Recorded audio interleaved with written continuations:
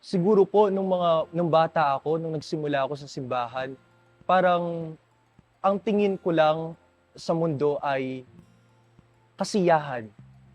Kadalasan sa atin gusto yumaman. Pero kapag tumagal ka sa simbahan, marirealize mo na hindi mo mararanasan ang tunay na kaligayahan dito sa lupa. Mararanasan mo lang yun kapag naglingkod ka sa Diyos at kapag nasa sa langit ka na.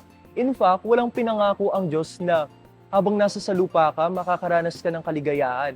Ang pinangako niya, sundan mo siya, sundan mo ang utos niya, gumawa ka ng mabuti sa kapwa, sa langit mo mararanasan ang buhay na walang hanggan, ang kasiyahan. Ganun po ako nabago ng simbahan.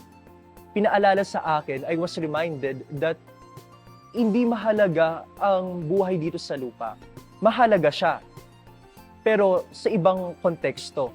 Mahalaga siya dahil this is the training ground for us para mapunta sa langit.